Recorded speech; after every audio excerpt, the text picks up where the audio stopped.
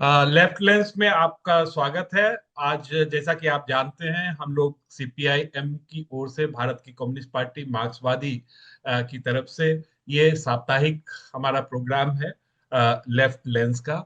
आज हम बात करने वाले हैं बिहार में जिस तरीके से SIR यानी जो पुनर्निरीक्षण, मतदाताओं का पुनर्निरीक्षण का कार्य चल रहा है, बड़े ही युद्ध स्तर पर और आनन फानन में, चुनाव के ठीक पहले। और जिससे कि वहाँ के एक राजनीतिक माहौल में एक बहुत ही विरोध का वातावरण बना हुआ है। विपक्षी पार्टियां लगातार उसका विरोध कर रही हैं। तो ऐसे में हमारे साथ कॉमरेड अवधेश कुमार हैं, जो सीपीआईएम के सेंट्रल कमेटी मेंबर हैं और बिहार के सचिव मंडल, सीपीआईएम के सचिव मंडल सदस्य भी हैं।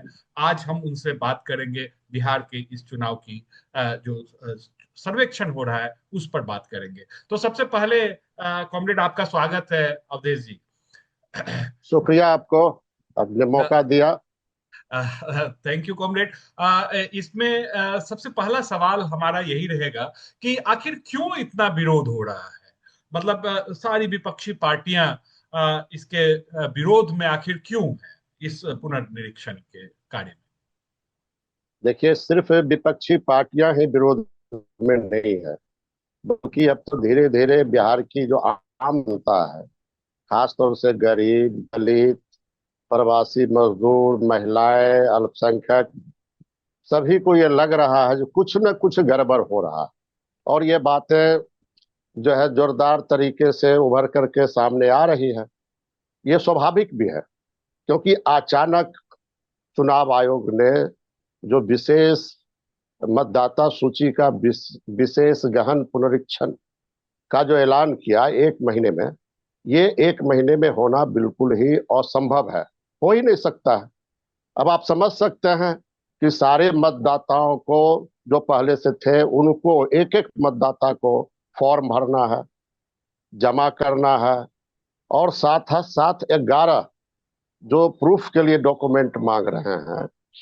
ये बिल्कुल बिहार के जो बहुसंख्यक अधिकतर जो मतदाता है उनके पास हो ही नहीं सकता है। ये जानते हुए इतना कम समय में गहन पुनरीक्षण कराना, ये बिल्कुल अवैधानिक है। आप याद कीजिए, एक बार हुआ था 2001 में, 2 साल पूरा उसके लिए समय दिया गया था, तब जाकर के वो कंप्लीट हुआ। और अभी जो बातें आ रही है, अजीत अंजुम जी आप देख रहे हैं, उन पर FIR हो गया। वो तो बेचारे सिर्फ चुनाव आयोग को एक तरह से मदद कर रहे थे, वो पत्रकारिता एक। बता रहे थे जिसमें कितनी हाँ, वो तो हाँ। मदद कर रहे थे। वो बता रहे थे जो भाई बहुत गड़बड़ियां हैं, बहुत अनियमितताएं हो रही है।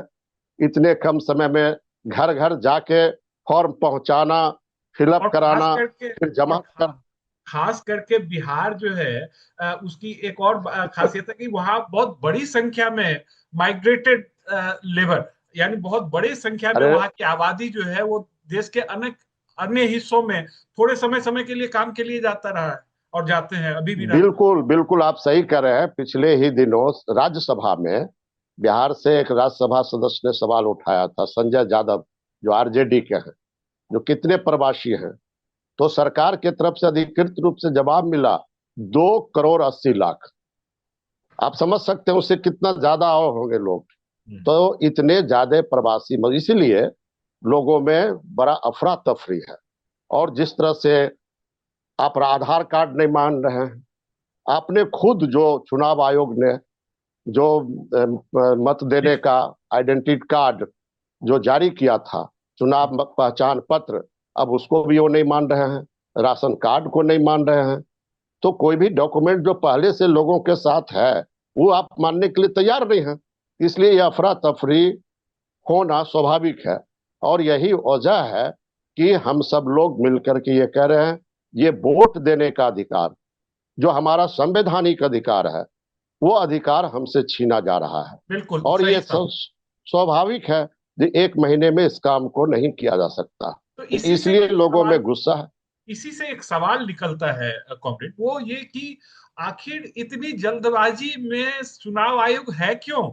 जबकि हम लोग दे- देख रहे हैं कि कोर्ट को, सुप्रीम कोर्ट को हस्तक्षेप करना पड़ा इस जो जिसकी तरफ आप जो आप बता रहे थे कि डॉक्यूमेंट इतने लिस्ट में दिए हुए हैं जो किसी के पास भी होना, सबके पास होना बहुत ही मुश्किल है। तो ऐसे में जब अ- सुप्रीम कोर्ट के हस्तक्षेप के बावजूद अ, जिस आनन फानन तरीके से डॉक्यूमेंट को सेलेक्टिव तरीके से रिजेक्ट किया जा रहा है, क्या उद्देश्य है आखिर? देखिए, उद्देश्य तो स्पष्ट है।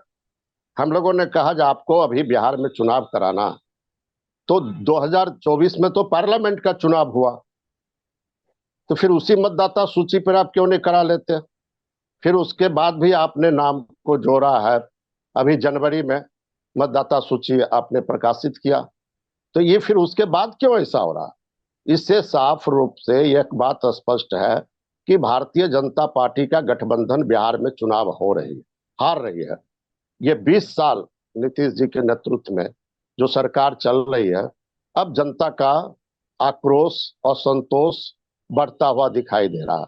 जितना बार प्रधानमंत्री आए, लेकिन इस बार चुनाव में वो नहीं जीतने वाले।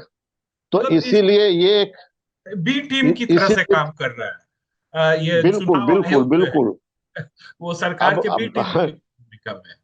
वो तो सब लोग बोल रहे हैं, सभी लोग बोल रहे हैं। और यही वजह है कि जब इंडिया ब्लॉक के साथियों ने जब चुनाव आयोग से दिल्ली में भेंट किया, तो चुनाव आयोग ने क्या कहा? एक तो जिस तरीके से व्यवहार किया वो बिल्कुल जो है बहुत गैर लोकतांत्रिक व्यवहार था। सभी नेताओं ने कहा ऐसा कभी व्यवहार नहीं किया था चुनाव आयोग ने जैसा व्यवहार किया। और उन्होंने स्पष्ट रूप से कहा 20% मतदाता को तो छांटना ही छांटना है। इससे तो स्पष्ट हो जाता उनका उद्देश्य क्या है। और और अभी बिहार के अखबार में बातें आई है, जो 35 लाख लोग छांटे जाएंगे, मतदाता छांटे जाएंगे। ये कहां से बातें आ रही है? अभी 25 जुलाई तक फॉर्म जमा करने का डेट है, फिर सत्यापन होगा। तो आप पहले ही बोल रहे हैं 35 लाख छट जाएंगे, 20% तो हमको छांटना ही है। तो इसका मतलब है कि आपका लक्ष्य साफ है। आप समावेशी, जो सबको वोट देने का संवैधानिक अधिकार, उसकी गारंटी आपको करना चाहिए। लेकिन उस काम के लिए आप नहीं काम कर रहे हैं, बल्कि एक सोची समझी साजिश है मतदाताओं को बड़े पैमाने पर, जो गरीब हैं, जो दलित हैं, जो प्रवासी मजदूर हैं, जो अल्पसंख्यक हैं, जो महिलाएं हैं, उनको आप छांटना चाहते हैं। और इस तरीके से बिहार में बीजेपी वो कब्जा करना चाहती है, हड़पना चाहती है। ये बहुत ही राजनीतिक रूप से बहुत ही गंभीर मामला है। मतलब अगर हम देखें तो जैसे एक कहा जाता है कानून की भाषा में कि 100 अपराधी अगर छूट जाए तो उतना गलत नहीं है जितना एक निरपराध को जो है सजा हो जाना। और इसी तरह से कि अगर ये जो है किसी मतदाता का जो जेन्युइन है, जिसको मत देने का अधिकार है, और उसको मत देने से रोकने की एक पहले से मानसिकता, ये चुनाव आयोग का एक अलग ही चेहरा दिखा रहा देखिए, अब ये चुनाव आयोग बीजेपी का पूरी तरह से संस्था बन के रह गई है। क्योंकि ये बात स्पष्ट हो गया था जब सुप्रीम कोर्ट ने कहा था जो चुनाव आयोग जो मुख्य हैं उनको कैसे चयन किया जाएगा, उसके बारे में उन्होंने जो कहा उसको स्वीकार नहीं किया गया। सुप्रीम कोर्ट के जो मुख्य न्यायाधीश हैं, उस कमेटी में उनको रखे जाने की बात थी, लेकिन मोदी जी इसको मानने के लिए स्वीकार नहीं थे किए। तो इसलिए यह स्पष्ट हो गया ये उनके पॉकेट का संस्था है। है। और और इसलिए पिछले दिनों भी खास चुनाव करके आयोग कटघरे में खड़ा। महाराष्ट्र के चुनाव का रिजल्ट, एग्जैक्टली मैं वही हाँ, वहीं पर आ तो रहा हूँ। इसीलिए ये जो समय, मैं हाँ वहीं पर आ रहा हूँ। हाँ, तो इसलिए महाराष्ट्र में जिस तरीके से हुआ, आप बिहार में एक ये प्रयोग सिर्फ नहीं कर रहे हैं, बल्कि एग्जैक्टली बिहार में चुनाव हड़पने के बाद वो पूरे देश में इसको लागू करने के और बारे में उन्होंने संकेत बोल दे दिया चुके हैं। है कि ये तो ये बंगाल में, अगला बंगाल में भी हम करेंगे। तो ये मसला सिर्फ करेंगे। बिहार का नहीं है, इससे पहले तो महाराष्ट्र और इसके आगे वो हम देख रहे हैं कि बंगाल भी है। मैं यहीं से आपसे एक सवाल करना चाहता हूँ कॉमरेड, कि जैसे आपका मैंने हमारा जो सीपीआईएम की एक सीट थी बेगूसराय की, जहां बहुत कम मार्जिन से, मुझे लग रहा है 450-500 वोट से चुनाव बिल्कुल बिल्कुल बिल्कुल ये सही आप हुआ। कह रहे हैं। और उस हाँ समय भी ये कहा गया था कि ये माइक्रो मैनेजमेंट है, और जिस तरीके से हाँ। वो नीतीश कुमार की देखिए सरकार। राजीव जी, अब आपको हम बताते हैं, जब बेगूसराय में तो हमारी पार्टी बहुत ही कम हरा दिया गया था। हाँ, चुनाव मैं वही आयोग के आ रहा हूँ, वेबसाइट पर मैं वही आ रहा पहले हूँ देशवाल वाले चुनाव सवाल। 20। जी सवाल को मैं पूरा रख लूं ताकि आप स्पष्ट कर सकें पूरे जनता को। बिल्कुल बिल्कुल बिल्कुल। ऐसी कम से कम अभी जो अखबारों में आ रहे हैं, सोशल मीडिया में आ रहा है कि कम से कम 50 से 60 सीट ऐसे हैं जहां बहुत कम मार्जिन में चुनाव के हार और जीत का फैसला हुआ पिछले चुनाव में भी अगर हम देखें। तो क्या ये उसी माइक्रो मैनेजमेंट के तहत, अभी तो सब डॉक्यूमेंट ले लो, आज आज अखबारों में आया हुआ है कि 90% से ऊपर जो है वो डॉक्यूमेंट जो है जमा अपलोड हो हो चुका गया। है। तो 90% से ज्यादा अपलोड हो चुका है और बच गया जो अब 8 दिन में वो हो जाएगा। तो फिर पहले से कहना कि 20% तो हम छांटेंगे ही, और ऐसे में वो माइक्रो मैनेजमेंट, तो इस सब पर आप आपसे जानना चाहूंगा कि आप कैसे देखते हैं इसको। देखिए, ये तो हम पहले ही आपको बोला, ये एक सोची समझी साजिश के तहत हो रहा है। क्योंकि बिहार का चुनाव 2 महीने के बाद होना है, और उनको लग रहा है कि जो पहले से मतदाता सूची है, उस आधार पर इस बार अगर चुनाव होगा तो बड़े पैमाने पर भाजपा और जदयू का जो गठबंधन है वो हार रही है। और महागठबंधन, वो उसकी बड़े तादाद में उनके लोग जीत के आएंगे और महागठबंधन की सरकार बनेगी। इसलिए एक सुनियोजित तरीके से कैसे ज्यादा बूथों पर महागठबंधन को पराजित किया जाए, इसलिए उसको टारगेट किया जा रहा है। अलग अलग इलाकों को भी टारगेट किया गया है। कोसी का इलाका, सीमांचल का इलाका, जहां अल्पसंख्यक डोमिनेटेड इलाका है, उन्हें टारगेट किया जा रहा है। अब तो कहा जा रहा है जो भाई बांग्लादेशी आ गए हैं, घुसपैठिए आ गए हैं, नेपाल के लोग आ गए हैं। तो ये काम किसका था? अभी तक केंद्र सरकार में तो 11 साल से ये हैं, और बिहार में 20 साल से नीतीश जी हैं। ये काम तो सरकार की थी, और अभी तक एक भी उदाहरण ठोस रूप से उन्होंने नहीं दिया है। तो वो स्पष्ट रूप से यह भी कर रहे हैं कि मतदाता कोई एक ही जगह रहेगा, ठीक है भाई, लेकिन जो बिहार के गरीब लोग, वो सीजन पर जाते हैं हरियाणा खेती में काम करने, पंजाब जाते हैं, दूसरे राज्यों में जाते हैं, पलायन करते हैं, और फिर लौट करके बिहार आते हैं। तो क्या वो बिहार के मतदाता नहीं रहेंगे? अभी हम आपको एक बताते हैं, एक रिपोर्ट मिली है उत्तर प्रदेश के बनारस से। अखबार का कटिंग, हिंदुस्तान अखबार का कटिंग भी हमारे पास है। उसमें कहा बीजेपी ने वहां बाजाबता मीटिंग किया, कमेटी बनाई, और तकरीबन 46,000 जो बिहार के लोग वहां जाके बस गए, वहां के मतदाता हैं। आरएसएस बीजेपी उनको फॉर्म भरवा रहा है, और बिहार में वोटर बनवा करके, चूंकि वो प्रो बीजेपी है, बीजेपी को वोट देंगे, इस बात की गारंटी है, इस तरह का वो मैनेजमेंट कर रहे हैं। तो ये पूरी तरह से एक राजनीतिक तरीके से सोची समझी एक साजिश के तहत हो रहा है। इसलिए सवाल ये डेमोक्रेसी से जुड़ा हुआ है, लोकतंत्र से जुड़ा हुआ है। जब वोट का अधिकार से भी हम वंचित हो जाएंगे तो देश का क्या होगा, फ्यूचर क्या होगा? हम देश के नागरिक हैं कि नहीं?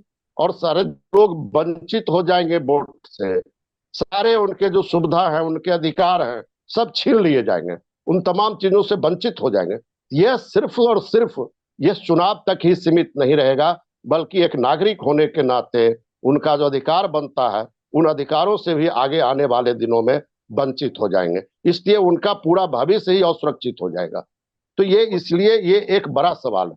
और जो जब चुनावी प्रक्रिया बिल्कुल ही महीने 1.5 महीने के बाद शुरू होने वाली है चुनावी प्रक्रिया, और ऐसे में इतना गैप भी नहीं है कि अगर एक बार लिस्ट से हटा दिया गया नाम, तो उसको सुधार करने की भी कहीं कोई गुंजाइश दिखाई नहीं दे रही है।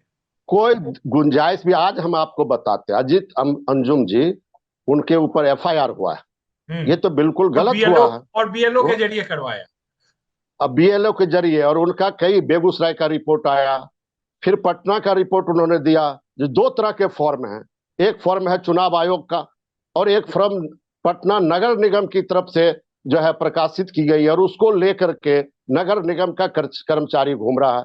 अब जो मतदाता वो कंफ्यूज्ड हैं, कौन सा फॉर्म सही है, किसको हम भरे, ये अफरा तफरी का माहौल है। और बीएलओ पर इतना दबाव है कि उसका भी रिकॉर्डिंग वीडियो आप सुने होंगे। बेगूसराय के बरौनी में एक जो है बीएलओ को निलंबित कर दिया गया है, और उसमें चुनाव आयोग की तरफ से उनका जो पदाधिकारी है, वो एक महिला पदाधिकारी कहते हुए सुनाई पड़ रही है, जो तुम्हारे पास इतना वक्त कहाँ है, घर घर तुम जा नहीं सकते हो, एक काम करो, तुम अपने रूम में बैठ के तुम अपने हेडराइटिंग से सबका फॉर्म भर दो, ये हमारे एक ऊपर एक दबाव है। तो एक इस वीडियो तरीके से एक वीडियो ने इतने कम डिजाइन दिनों कर में जो किया है। किया है, तो हाँ, इसीलिए कटिहार ये के। सब चीज, कटिहार की ये सब चीज तो उभर करके सामने आ रही है। इसलिए बिहार की जनता के बीच एक बात स्पष्ट हो गई है, जो कुछ न कुछ गड़बड़ है, कुछ न कुछ साजिश है। ऐसे में और अब इसका अंतिम सवाल आपसे होगा कॉमरेड। हाँ, एक अंतिम सवाल होगा कि ये तो साफ साफ दिख रहा है कि अन्याय हो रहा है, जनतंत्र पर हमला है, बिल्कुल सीधा सीधा हमला है। ऐसे में न्याय के लिए आखिर क्या संभावना देख रहे हैं? क्या सुप्रीम कोर्ट की जो हियरिंग है उसमें उससे आपको उम्मीद है कि न्याय मिलेगा, या फिर जनता से न्याय के की उम्मीद आप करते हैं? और अगर जनता से न्याय की उम्मीद करते हैं तो क्या इस मुद्दे पर विपक्ष की पार्टियां जनता के बीच जाने के लिए तैयार हैं? देखिए, हम दोनों रास्ता से आगे बढ़ना चाहते हैं। सुप्रीम कोर्ट पर भी हमारा भरोसा है, और हम जो बात कह रहे थे, एक हद तक सुप्रीम कोर्ट ने हमारी बातों को पुष्टि की है। उन्होंने, एक जज साहब ने कहा सुप्रीम कोर्ट के, जिस तरह के डॉक्यूमेंट मांगे जा रहे हैं तो हमारे पास भी नहीं है, तो मैं भी तो वोटर नहीं रहूंगा। तो हम लोग तो यही कह रहे हैं। और उन्होंने कहा, जो आप आधार कार्ड क्यों नहीं मानते, जो आधार कार्ड को सब जगह जोड़ा जा रहा है। आप एक टाइम में कहते थे आधार कार्ड को हम वोटर आई कार्ड के साथ जोड़े, लिंक करेंगे, बिना आधार कार्ड का पासपोर्ट नहीं बनता है, कॉलेज में एडमिशन नहीं होता है, आप कहीं यात्रा नहीं कर सकते हैं, जमीन रजिस्ट्री नहीं हो सकता है, खरीद बिक्री नहीं हो सकती है। आप जिस आधार कार्ड को निर्गत किए एक पहचान के रूप में, आप उसको मानने के लिए तैयार नहीं है।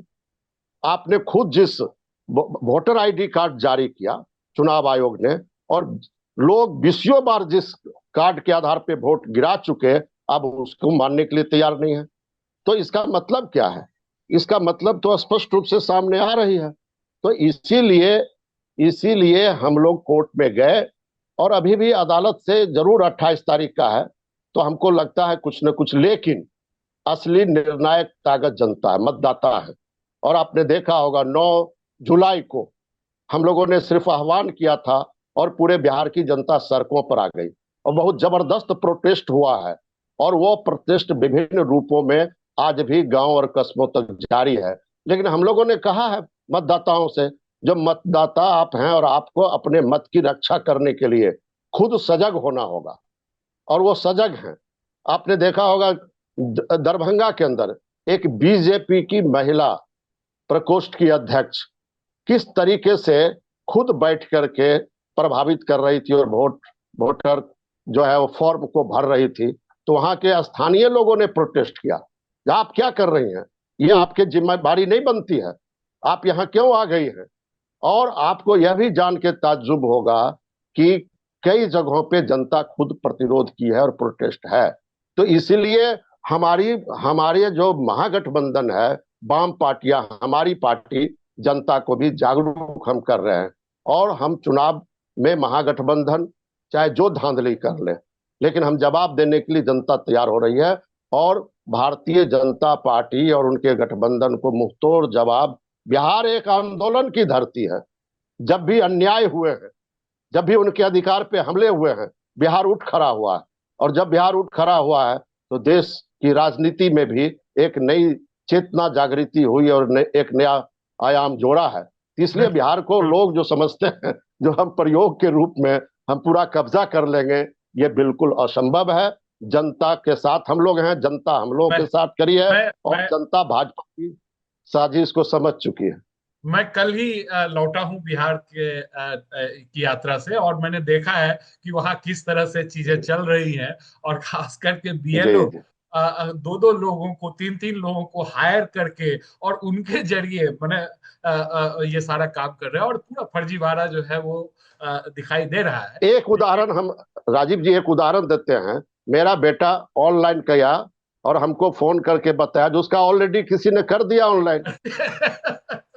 बताइए। ये वही वही वही हो रहा है। मैं तो देख के आया तो हूँ। ऐसा। मैं तो हाँ देख के आया हूँ, और मैंने बहुत सख्ती से मना किया था कि मेरा नाम हटवा देने के लिए। तो खैर, बहुत बहुत धन्यवाद कॉमरेड आपका। आप आए और आपने बिहार के इस राजनीतिक माहौल को, उस संघर्ष को बताया कि जो जिस तरीके से चुनाव आयोग के साथ मिलके मोदी सरकार और भाजपा जिस तरीके से वहां पर जनतंत्र पर हमला कर रही है, उसका मुंहतोड़ जवाब देने के लिए सीपीआईएम, लेफ्ट पार्टियां और महागठबंधन ये सजग हैं और जनता के बीच भी जा रहे हैं, और न्यायालय से भी उम्मीद कर रहे हैं। बहुत बहुत धन्यवाद लेफ्ट लेंस में आने के लिए। Thank you comrade.